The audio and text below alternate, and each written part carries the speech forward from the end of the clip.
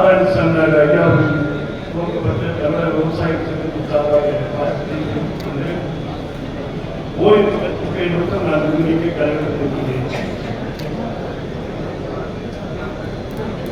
காவிரி டெல்டாவுக்கு இணையாக இங்கே ஒருங்கிணைந்த இந்த செங்கல்பட்டு மாவட்டத்தில் நெருக்கத்தை அதிகமாகிறது. ஆகவே காவிரி டெல்டாவுக்கு இணையாக காவிரி டெல்டாவில் இருக்கக்கூடிய அந்த விவசாய அமைப்புகளையும் இங்கே ஒருங்கிணைந்த செங்கல்பட்டு மாவட்டம் செங்கல்பட்டை காஞ்சிபுரம் திருவள்ளுவரும் வழங்க வேண்டும் என்று நான் கேட்டுக்கொள்கிறேன். இரண்டாவதாக தமிழ்நாட்டில் இருக்கக்கூடிய சர்க்கரை ஆலைகள் இங்கு தமிழகத்தினுடைய தமிழக அரசுடைய தாழ்வழித்தனமான கருப்பு கொள்கையால் 40 சர்க்கரை ஆலைகளில் 20 சர்க்கரை ஆலைகள் மூடப்பட்டிருக்கின்றன. 6 சர்க்கரை ஆலைகள் மூட தயாராகியிருக்கின்றன. கர்நாடக அரசு அமைப்புடன் புதிய கரும்பு கொள்கையை வகுத்து கரும்பு விவசாயிகளை காப்பாற்றுகின்ற வகையில் புதிய நடவடிக்கை எடுக்க வேண்டும். கரும்பு தொழில் காப்பாற்றப்பட வேண்டும். கரும்பு தொழில் என்றாக இருந்தால்தான் கரும்பு விவசாயம் என்றாக இருக்க முடியும். ஆகவே கரும்புக்காக இந்தியாவிலே முதலாக டன்னுக்கு 1014 ரூபாய் வழங்கி கரும்பு விவசாயிகளை காப்பாற்றி இந்தியாவிலே கரும்பு உற்பத்தி 2வது இடத்திலே இருந்த தமிழகம் இங்கு 13வது இடத்திலே தள்ளப்பட்டிருக்கிறது. பல்வேறு சர்க்கரை ஆலைகள் செயல்பட முடியாத சூழல் இருக்கிறது. அருகாமையில் இருக்கக்கூடிய மதுராந்தகம் சர்க்கரை ஆலை கூட வெறும் 50,000 டன் கூட கரும்பு உற்பத்தி இல்லை. ஆனால் தேர்தலுக்காக இந்த அரசு நஷ்டத்திலே தயாராகி கொண்டிருக்கிறார்கள். எனவே கரும்பு விவசாயிகளை காப்பாற்றுகிற வகையிலே மத்திய அரசு வைத்திருக்கக்கூடிய எவ்வாறு என்ற சுழற்சியை விவசாய விளைவிப்பு ஆதார விலையை மாற்றி மாநில அரசும் கூடுதலாக கல்வி விலையை வழங்கி கரும்பு விவசாயிகளை காப்பாற்ற வேண்டும் என கேட்டுக்கொள்கிறேன். அடுத்ததாக குறிப்பாக குடிமராமத்து நாயகன் அனைத்து அண்ணா முன்னேற்ற கழகத்துடைய தடுப்பணை திட்டத்தை தமிழகம் முழுவதும் விரிவாக்கப்பட வேண்டும். குறிப்பாக பெரிய வட்டாரங்கள் தமிழகத்தில் கிடையாது என்றாலும் கூட இந்த திருவள்ளூர் காஞ்சிபுரம் செங்கல்பட்டு மாவட்டத்தில் இருக்கக்கூடிய ஆறுகளிலே தடுப்பணைகள் அதிகமாக அமைவதற்கு உரிய நடவடிக்கை எடுப்பதற்கு தேர்தல் அறிக்கையிலே வழிவகை செய்ய வேண்டும். சிவில் ஸ்கோர் பார்ப்பதற்கு இந்த அரசு மீண்டும் ஒரு நடவடிக்கை எடுத்துக் கொண்டிருக்கின்றார்கள். அதற்கு ஒரு தலையாகை உறுதியாக இறுதியாக வழங்க வேண்டும். விவசாயிகள் சஞ்சாரம் இல்லாமல் கூட இருந்து விடுவார்கள். ஆனால் மின்சாரம் இல்லாமல் இருக்க மாட்டார்கள். மின்சார தட்டுப்பாடு கரும்பு விவசாயிகளுக்கு மட்டுமல்ல ஒட்டுமொத்த விவசாயிகளுக்கும் மின்சார தட்டுப்பாடு இருக்கிறது. மும்முனை மின்சாரம் கடகாட்சியிலே கலைந்து விவசாயிகளுக்கு கிடைத்தது. ஆனால் இப்பொழுது மும்முனை மின்சாரம் கிடைப்பதே இல்லை. மும்முனை மின்சாரம் கிடைப்பதற்கு கழக அரசு உரிய நடவடிக்கை எடுக்க வேண்டும் என்று நான் கேட்டுக்கொள்கிறேன். குறிப்பாக விவசாயிகளுக்கு தொடக்க வேளாண்மை கூட்டுறவு வங்கியிலே கடன் வழங்குவதை நிறுத்தி வைத்திருக்கிறார்கள். தொடக்க வேளாண்மை சங்கம் என்பது விவசாயிகளுக்காக ஏற்படுத்தப்பட்ட அமைப்பு. ஆகவே தொடக்க வேளாண்மை கூட்டுறவு சங்கத்திலே விவசாயிகளுக்கு கடன் வழங்குவதற்கு உரிய வகை செய்ய வேண்டும் என்று கேட்டுக்கொண்டு அமைகிறேன். நன்றி, வணக்கம். எல்லோருக்கும் வணக்கம். இந்திய தேசிய real estate traders land developers நிலத்தரங்க சங்கத்தின் சார்பாக தமிழ்நாடு முழுவதும் ஒரு சிறப்பான கூட்டத்தை ஏற்பாடு பண்ணி தேர்தல் அறிக்கை எந்த மாதிரி இருக்க வேண்டும் என்பதற்கு ஒரு 10 பேர் கொண்ட குழுவை நியமித்து 18ஆம் தேதி கோயம்புத்தூரில் நடைபெற்றது. அதற்கு முன்னாடி மதுரையில் நடைபெற்றது. அதற்கு முன்னாடி சேலத்தில் நடைபெற்றது. தொடர்ச்சியாக இந்த 10 பேரிடமும் அண்ணன் ஒய்எஸ் மணியனிடமும் அண்ணன் ரத்தம் விஸ்வநாதன் அண்ணன் இவர்கள் 2 பேரை தவிர 8 பேரிடமும் நான் தொலைபேசி மூலியமாக தொடர்பு கொண்டு பேசி அந்தந்த மாவட்டத்தில் இருந்து அந்தந்த எங்க நிகழ்ச்சி நடக்கின்றதோ அந்த தொகுதியில் சிறப்பான கூட்டத்தை அனுப்பி சென்னையில் நிறைவாக நடைபெறுகின்ற இந்த கூட்டத்தில் நாங்கள் கலந்து கொண்டு தாம்பரம் தொகுதி, பல்லாவரம் தொகுதி, ஆலந்தூர் தொகுதி இந்த 3 தொகுதியில் இருந்து நாங்கள் 65 பேர் வந்திருக்கின்றோம். இதற்கு எதற்காக இந்த புள்ளி விவரத்தை நான் சொல்லுகிறேன் என்று சொன்னால், இந்த தேர்தல் அறிக்கை மக்களுடைய கருத்து பிரதான பிரச்சனையாக இருக்க வேண்டும். அதற்கு முன்னாள் முதல்வர், இன்னார் எதிர்கட்சி தலைவர், நாளைய முதல்வர் நம்ம சொல்லுகிறோம். அது வைத்து மட்டும் சொல்ல போதாது. ஒவ்வொருத்தரும் வருகின்ற 2026 10 பேருக்குண்டான பலமான உழைப்பை நாம் உழைத்தால் மட்டுமே நாளைய முதல்வர் அப்படிங்கின்ற அங்கீகாரத்திற்கு நாம் சமமாக இருக்கும். அன்புத்தோடு என்னுடைய பதிவு நீங்கள் கேட்டு ஆக வேண்டும். நான் 30/12/2025 வரையும் திராவிட முன்னேற்ற கழகத்தில் நாங்கள் ஆதரவு கொடுத்தோம்.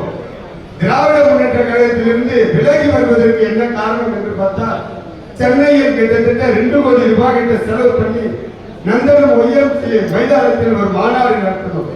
அந்த மாநாடு நடத்தக்கூடாது என்பதற்காக என்னை 10 நாளுக்கு முன்னாடி அரெஸ்ட் பண்ணி, எதற்காக இதை நான் சொல்கிறேன் என்று சொன்னால், நாங்கள் கச்சூந்தியை போல இங்கேயும் அங்கேயும் மாறி மாறி வருகிறோம் எங்களுக்கு கேவலமாக இருக்கின்றது. எதற்காக இதை நாம் சொல்லுகிறோம் என்று சொன்னால், எதற்கு இவ்வளவு கஷ்டப்படுத்துகிறார்கள்? நான் ஒரு பிறப்பால் அதிமுகவுடைய ரத்தம் ஓடுகின்றது. ஆனால் பாராளுமன்றத்தில் என்னுடைய கை ஓட்டு உதயசூரனுக்கு தான் நான் ஓட்டு போட்டேன். என்ன காரணம் என்று பார்த்தால், என் மக்கள் நலம் பெற வேண்டும், ஆதரவு கொடுத்திருக்கிறோம். இங்க ஒன்று அங்க ஒன்று எல்லாம் பண்ணக்கூடாது. என்னுடைய தொண்டனுக்காக தான் நான் அந்த ஓட்டை நான் போட்டேன். அப்படி இருந்தாலும் யாரை பார்த்தாலும் திராவிட முன்னேற்ற கழகத்துல இவர் ரவி தம்பி, இவர் ரவி தம்பி, ரவி தம்பிக்கு சந்தேகத்தோடு எப்படி ஒரு மனதிலும் வாழ முடியும்? அதனால் அதிலிருந்து விலகி இப்போது அனைத்து இந்திய அண்ணா திராவிட முன்னேற்றத்திற்கு அண்ணன் எடப்பாடியாரிடம் ஆதரவு கொடுத்து, பிரதான மற்றவர்கள் போல சும்மா வாய்மொழியா சொல்றது எங்க சங்கம் கிடையாது. 234 தொகுதியிலும் நீங்கள் நிப்பாட்டக்கூடிய கூட்டணி வேட்பாளராக இருந்தாலும், நீங்கள் நிற்கக்கூடிய வேட்பாளராக இருந்தாலும் கடினமாக உயிரை தவிர இது எல்லாத்தையும் கடினமாக நாங்கள் உழைப்போம். அது எந்த ஒரு மாற்று கருத்தும் கிடையாது. அன்பு தோழர்கள், எங்களுடைய பிரதான கோரிக்கை, புரட்சி தலைவர் எம்ஜிஆர் அவர்கள் 1982 சித்தார் பெரியார் கொத்தனார் அவர்களுக்கு 200 ரூபாய் பென்ஷன் கொடுத்தார். இன்றைக்கு நாங்கள் வைத்த கோரிக்கையின் காரணமாக 1000 ரூபாய் இருந்ததை 200 ரூபாய் உயர்த்தி இன்று இருக்கக்கூடிய அரசு 1200 ரூபாய் பென்ஷன் இருக்கின்றது. அதை நீங்கள் தயவு கூர்ந்து 7 சாமானிய தொழிலாளிகளுக்கு நீங்கள் அதை 3000 ரூபாயாக இந்த தேர்தல் அறிக்கையில் தயார் பண்ண வேண்டும். அன்பு காலகாலமாக நம் காலில் போடுகின்ற செருப்பு கூட ஒரு நலவாரியம் இருக்கின்றது. அமைப்பு செயலாப்பட்டியலில் இடம் பெறுகிறார்கள். ஒரு இடத்தை வாங்குவதன் மூலம் இடத்தை விற்கிறவர்களுக்கும் பாலமாக இருக்கக்கூடிய கூலி நிலத்தரர்களுக்கு இன்னும் இதுவரை அமைப்பு செயலாப்பட்டியலில் இடம் பெறாமல் இருக்கின்றது. ஆகையால் நீங்கள் 73வது துறையாக அமைப்பு செயலாப்பட்டியலில் நீங்கள் இடம் சேர்க்க வேண்டும். அன்பு தோழர்களே, இதற்கு அடுத்தபடியாக 17 நலவாரியம் இருக்கின்றது. 18வது நலவாரியமாக இப்போது இடம்பெற்றிருக்கிறது. எங்களை நீங்கள் 19வது நலவாரியமாக நீங்கள் சேர்க்க வேண்டும். எங்களுடைய அமைப்பு 2 கோரிக்கை. ஒன்று, நிலத்தரகர்களை நீங்கள் அமைப்பு செயலாப்பட்டியலில் சேர்க்க வேண்டும். இன்னொரு தனி வாரியம் அமைக்க வேண்டும். மூன்றாவதாக சொல்றது, நான் 10 நாள் அதை பற்றி நான் இங்கு பேச வேண்டும். நாங்கள் கொடுக்கின்ற கடிதம் அது கடிதமாக இருக்கக்கூடாது, ஒரு காகிதமாக இருக்கக்கூடாது. உங்கள் 10 பேர் கொண்ட குழுவினுடைய உங்கள் பாதம் தொட்டு வழங்கிக் கொள்கின்றோம். 234 தொகுதியில் சிறப்பாக வேலை செய்ய வேண்டும் என்று சொன்னால், தேர்தல் அறிக்கையில் நீங்கள் நிச்சயம் இடத்தரலுக்கு அமைப்பு செயலாப்பட்டியலில் இடம்பெற வேண்டும் என்ற உத்தரவை நீங்கள் விட வேண்டும். நன்றி, வணக்கம். தலைமை தாங்கி கொண்டிருக்கக்கூடிய மதிப்புமிக்க சிறப்பு விருந்தினர்கள், அமைச்சர், முன்னாள் அமைச்சர் அனைவரையும் வணங்கிவிட்டு, நாம் ஒட்டுமொத்தமாக தமிழகத்தில் இருக்கக்கூடிய மருத்துவ சமுதாய மக்கள், முடிவெடுக்கும் தொழில் மக்களுடைய கோரிக்கையை முன்வைக்கின்றார். பொதுவாக தமிழகம் முழுவதும் இருக்கக்கூடிய சமுதாய மக்களாக இருக்கக்கூடியவர்கள் முடிவெடுக்கும் தொழிலாளர்கள் எங்களை எல்லாருமே பார்த்தீங்கன்னா திராவிட முன்னேற்ற கழகத்தில் இருப்பாங்கன்னு சொல்லுவாங்க. கடந்த நாங்கள் ஒரு 10-15 வருஷமா நான் எல்லா இடத்துக்கும் போய் பார்க்கப்படும்போது திராவிட முன்னேற்ற கழகத்தை பேசும்போது, நீங்க எல்லாம் எங்களுக்கு ஓட்டே போடுவீங்க, நீங்க ஏன் நீங்க ஆதரவு கொடுக்குறேன்னு கேட்கிறாங்க. எங்க அர்த்தம் பண்றாங்க. சரி, அதிமுக இருக்கக்கூடிய முக்கியமான நாங்கள் சந்திக்கணும் தான் நீங்க எப்படி பண்ணாலும் டிஎம்கே ஓட்டு போடுவீங்க நினைக்கிறாங்க. நாங்க இருப்புரை பாமானம் மாற்றிக்கிட்டு தமிழ்நாடு மக்கள் இருக்கக்கூடிய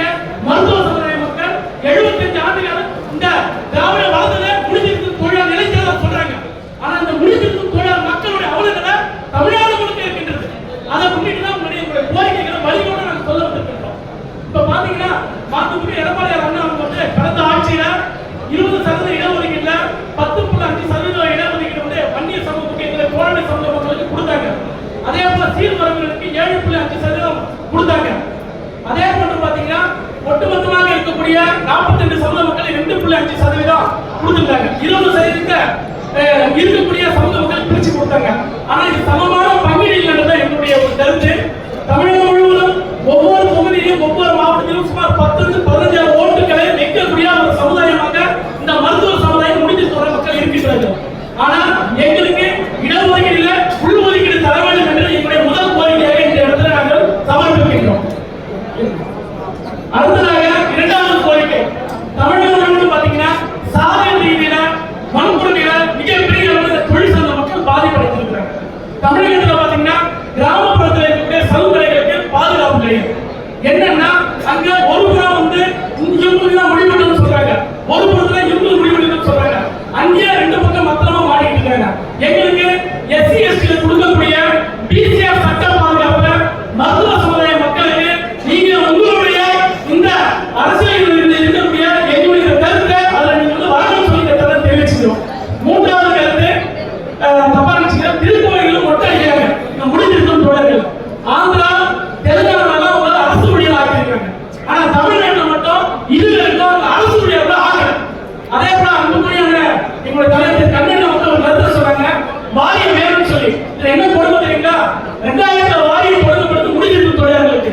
ஆனா இந்த நிமிஷம் வரைக்கும் இந்த ஆட்சியும் சரி யாருமே ஒரு வாரிய உறுப்பினர் போடல, ஒரு வாரிய உறுப்பினர் போடல. அப்ப எங்களுக்கு வாரிய தலைவர் இல்ல, வாரிய உறுப்பினர் இல்ல. தமிழ்நாட்டில் குறைந்தபட்சம் 4 லட்சம் சம்பளம் இருக்கு. தமிழ்நாட்டுக்கு வாங்கக்கூடிய பேப்பர்ல நாங்க தான் வாங்குறோம். தமிழ்நாட்டு அரசியல் பார்த்தீங்கன்னா சமூகம் தான். ஆனா இந்த சமூகத்துக்கு உண்டான அரசியல் பணியே கிடையாது, இந்த மக்களுக்கு உண்டான இந்த அதிகாரம் இல்லைன்னு தான் நாங்க தெரிவிச்சுக்கிறோம். உண்மையா மனசார சாமி சத்தியமா சொல்றோம், 234 தொகுதியும் அண்ணன் எடப்பாடி அவர்கள் கண்டிப்பாக முதல் சார்ந்தால் கட்டமைப்பு செய்யணும். ஆனா எங்களுக்கு இந்த வாய்ப்பு கொடுங்க, எங்களுக்கு நம்புங்க. தமிழ்நாடு முழுக்க இந்த சமுதாய மக்கள் எந்த அரசியல் கட்சியும் சொந்தமாக கிடையாது.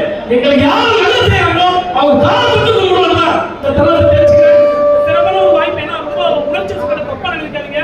நீங்க எல்லாம் இதெல்லாம் காது கொடுத்து கேட்டு தமிழ்நாட்டில் இருக்கக்கூடிய எங்களுடைய மக்களுடைய குறைகளை கேட்டு உங்களுடைய அறிவை கொடுங்கன்னு சொல்லி பணிவர்கள் கேட்டுக்கொள்கிறேன். நன்றி.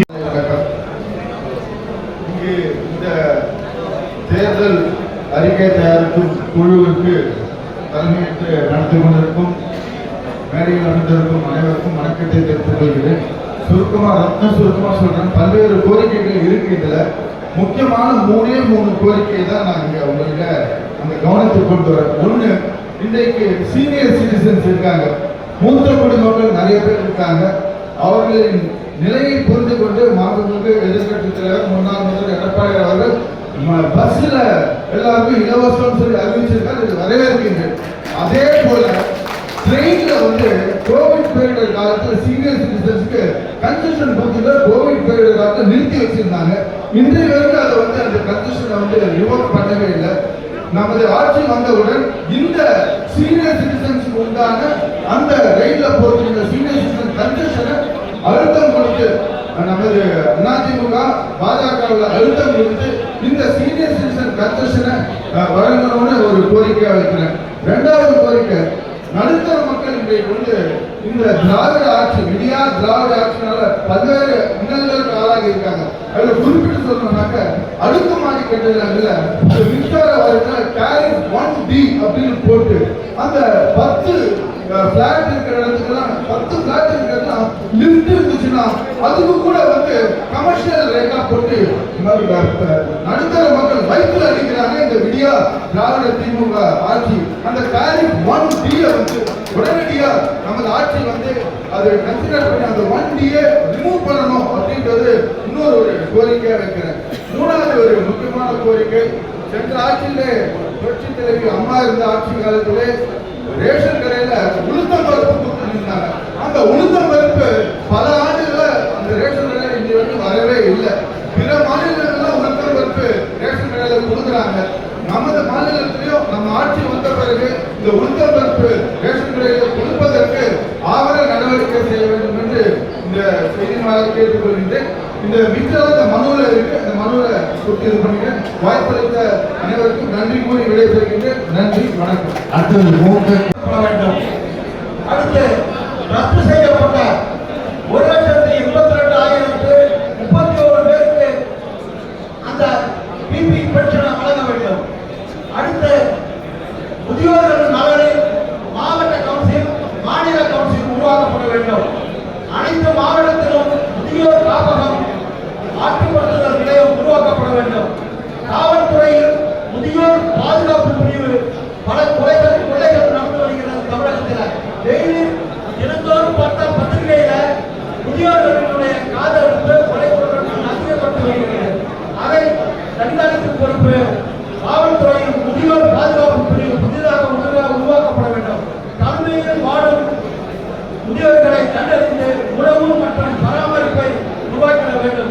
முதியோர் நல வாரியம் உருவாக்கப்பட வேண்டும்.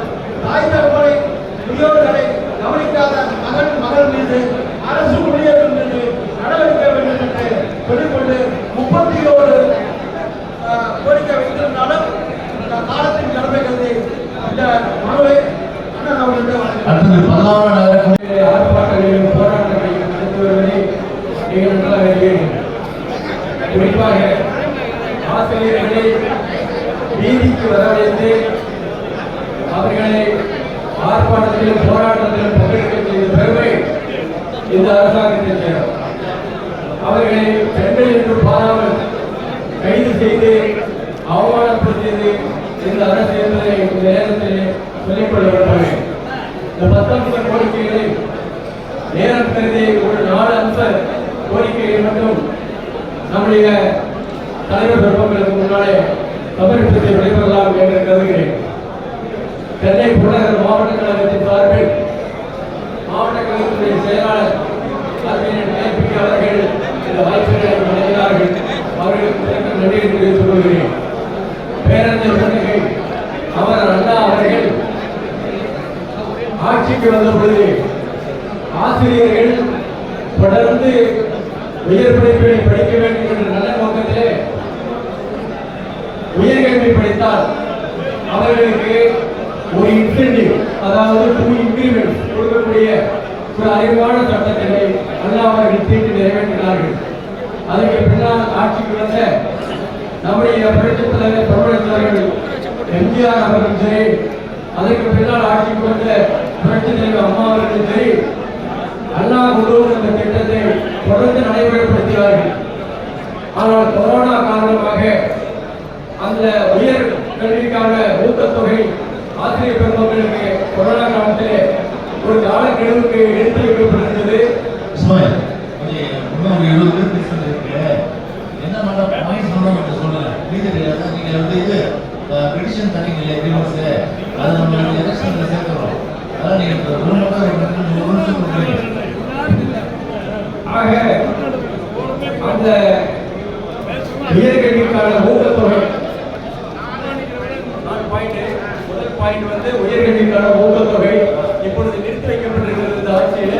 அதை அண்ணா அவர்கள் கொண்டு வந்த திட்டம் என்பதனாலே புரட்சித் தலைவர் அம்மா அவர்களும் புரட்சித் தலைவர் அம்மா அவர்களும் தலைவர் அவர்கள் கொண்டு வந்த நடைமுறைப்படுத்த திட்டம் என்பதனால தொடர்ந்து அதை நம்முடைய ஆட்சியில் நடைமுறைப்படுத்த வேண்டும் கேட்கிறேன். இரண்டாவதாக இந்த ஓய்வூதிய திட்டம், இந்த ஓய்வூதிய திட்டம் ஒரு ஏமாற்று வேலை. அவர்கள் கேட்டதே பழைய ஓய்வூதிய திட்டம். இவர்கள் கொண்டு வந்திருக்கிறது புதிய ஓய்வூதிய திட்டம் என்பது இவருடைய சம்பளத்தில் 10% பிடித்து மாதந்தோறும் பிடித்து அதைத்தான் இவர்கள் 58 வயதுக்கு பிறகு ஓய்வு பெறுகின்ற பொழுது அதை அவர்கள் பென்ஷனாக தருகிறார்கள். இது நிச்சயமாக ஒரு ஏமாற்று வேலை என்பதை 90% அரசு ஊழியர்களும் நன்றாக உணர்ந்திருக்கிறார்கள் என்பதை தெரிவித்துக் கொண்டு, எனவே வேற மாற்றிருக்காங்களே தவிர திட்டம் அவர்கள் வாக்குறுதியிலே கொண்ட திட்டத்தை அவர்கள் செயல்படுத்தவில்லை. எனவே அதை நிறைவேற்ற மூன்றாவதாக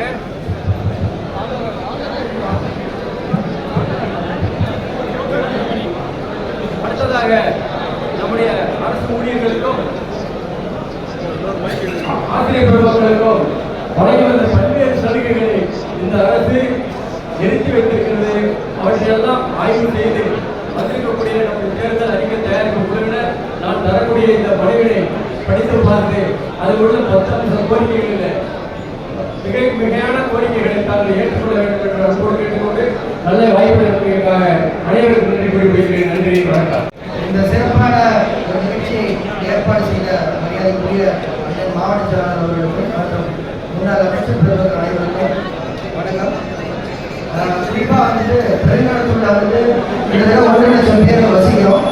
எங்களுக்கு வந்துட்டு அந்த ஜிஎஸ்டி சாலையில் பெருங்காலத்தூர் ஒரு அசுர வளர்ச்சி அமைந்தது. பெருங்காலத்தூர் ஐடி பார்க் வந்து வேலை செய்கிறவங்க எல்லாருமே பொதுமக்கள் எல்லாருக்குமே ஒரு படிக்கட்டு அமைச்சு கொடுக்கணும், மெட்ரோ அமைச்சு கொடுக்கணும், இல்லைன்னா சபை அமைச்சு கொடுக்கணும். அதோட விமான நிலையத்திலிருந்து கிராமங்கள் வரைக்கும் வந்து அந்த மெட்ரோ விரைவுபடுத்தி அந்த பணி முடிக்கணும். அதே போல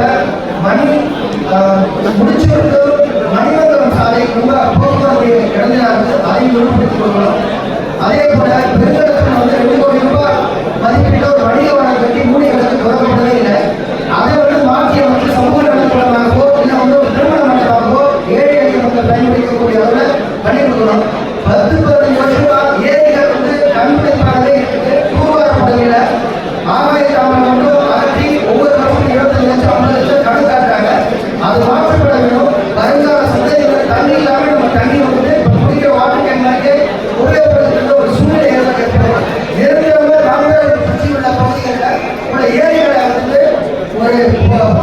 ஒரு நிரந்தரமான நீர் பாதுகாப்பு உண்டான சூழ்நிலை ஏற்படுத்தப்படணும். அதே போல மாதம் மின்கட்டணம் வந்து வணிகர்களாக இருந்தாலும் சரி பொதுமக்களுக்கும் மாதம் மின்கட்டண முறையை வந்து அமல்படுத்தணும். இதே போல நாங்கள் விருப்பமாக எவ்வளோ வந்தாலும் வரி கட்டணத்துக்கு ரெடியாக இருக்கோம். ஆனால் அதுக்குண்டான சேவையை வந்து சிறப்பாக செய்யணும். இருக்கிற வருங்கால எந்த ஆட்சி வந்தாலும் ஆனால் எங்களுக்கு வந்து ஒரு சரியான ஒரு கட்ட வரிக்கு உண்டான பணியை செய்யக்கூடிய ஒரு அரசாங்கம் வந்து கோரிக்கை. நன்றி, வணக்கம். அதில் உங்களுடைய கருத்துக்கள் என்ன என்று அறிவதற்காக நீங்கள் அழைப்பிதழ் கொடுத்து அதில் நாங்கள் கலந்து கொண்டிருக்கிறோம். உண்மையிலே மகிழ்ச்சி. நான் சில கோரிக்கைகளுக்கு ஒரு வழியாக கோரிக்கையாக சொல்கிறேன். மத்திய அரசாங்கத்துடைய மாநில அரசாங்கத்துடைய வரியினுடைய அந்த பர்சன்டேஜ் அது 55% உயர்த்தப்பட வேண்டும்.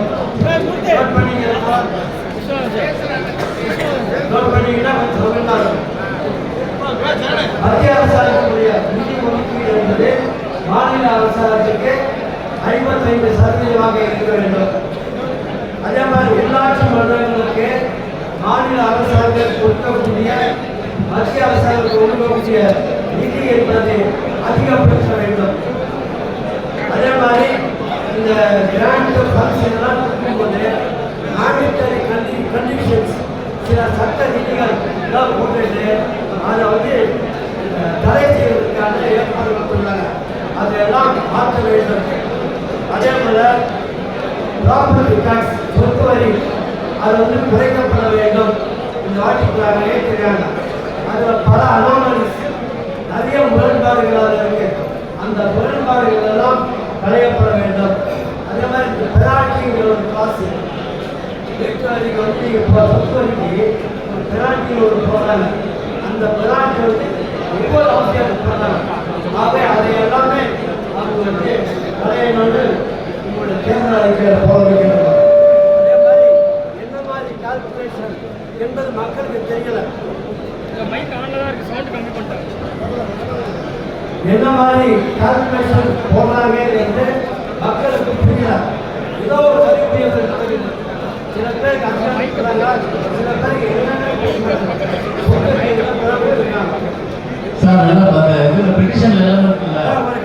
அதே மாதிரி 6% டாக்ஸ் இன்க்ரீஸ். அதே மாதிரி 5 ஆண்டுகளுக்கு ஒரு முறையெல்லாம் சொத்து வரி உயர்த்தப்பட வேண்டும். அதே மாதிரி இப்பெல்லாம் யூஸ் போனாங்க. குப்பை எடுக்கிறது ஒரு காசு, தண்ணீர் எடுக்கிற காசு, எல்லாத்துக்கும் காசு, அது இல்லாமல் வீட்டு வரி. ஆகவே இதெல்லாம் மறுபரிசீலனை செய்ய வேண்டும் என்று 20 வருஷம் ஆச்சு. சென்னையில் அருகாமல் இருக்கக்கூடிய தாம்பரம் அந்த பகுதியில் இன்னி வரைக்கும் பாதாள சாக்கடை திட்டம் வரவே இல்லை. 5 பேரூராட்சிகள் இணைக்கப்பட்டிருக்கு.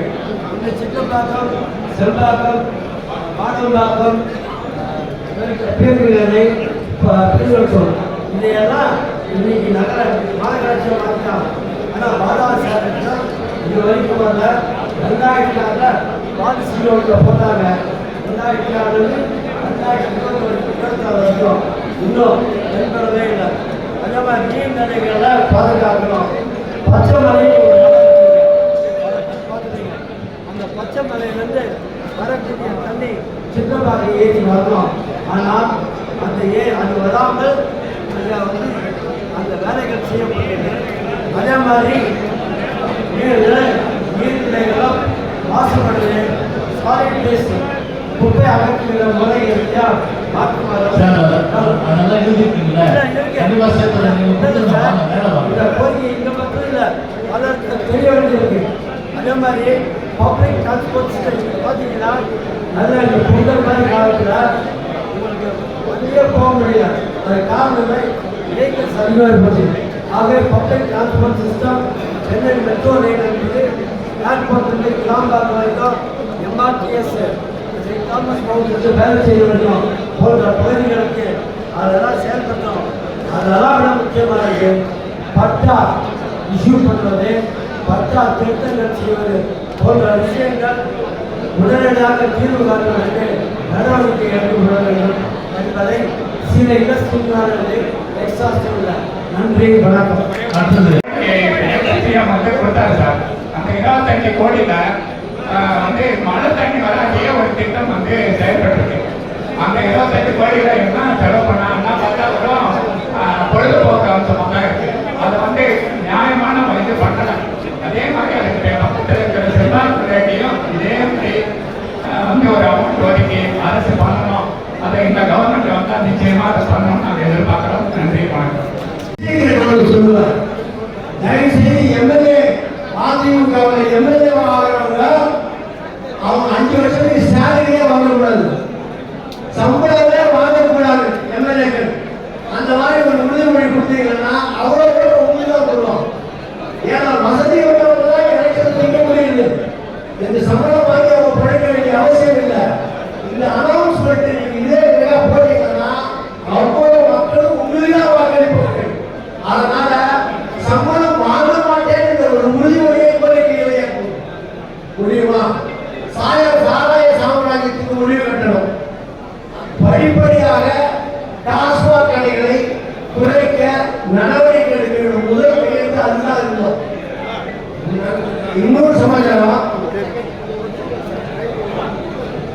28 வயசு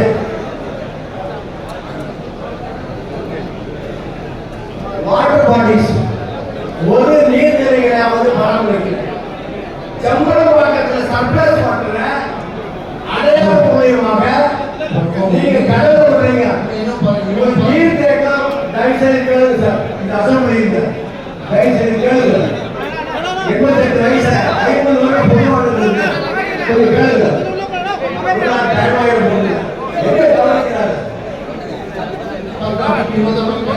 நீர் தேக்கம் வேண்டும். இன்னைக்கு திமுக சொல்லியிருக்காங்க. இத்தனை வருடமாக காமராஜருக்கு பிறகு ஒரு டேம்ல ஒரு ரிசர்வாயர் இல்லை. அதனால ஒரு ரிசர்வாயர் நீர் தேக்கம் தமிழகத்துக்கு தேவை. அடுத்தது நம்முடைய அம்பத்தூர் வியாபாரிகள் சங்கத்தின் தலைவர் ஸ்ரீ மகாலிங்கம்.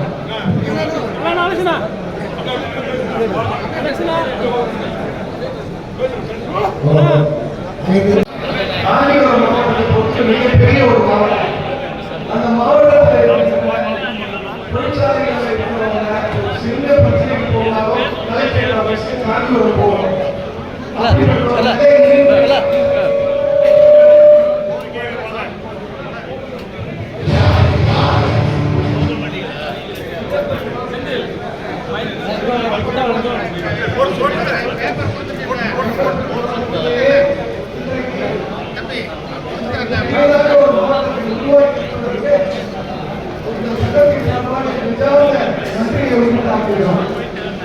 அதே போல இங்கே நான் சார்ந்திருக்கின்ற தோல் தொழிற்சாலை 100 ஆண்டுகளாக இங்கே தோல் தொழிற்சாலைகள் நடைபெற்றுக் கொண்டிருக்கின்றன.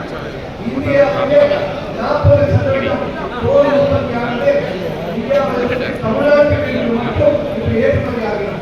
அப்படிப்பட்ட தோல் தொழிற்சாலைக்கு ஒரு தனி ஒரு உருவாக்க வேண்டும். நல்ல நேரத்திலே நாங்கள் கொண்டிருக்கிறோம். அதே போல மாவட்டத்தை பிரிக்கப்பட்டு பெரும்பகுதியாக பல தொழிற்சாலைகள்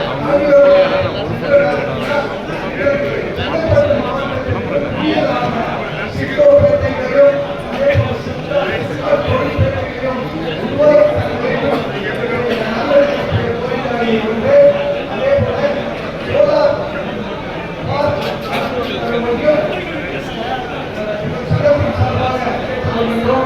எங்கள் கோரிக்கைகள் அனைத்தும் உருவாக தயாரித்து ஒரு நல்ல முன்னேறும். அதே போல இந்த கோரிக்கைகள் அனைத்தும் நம்முடைய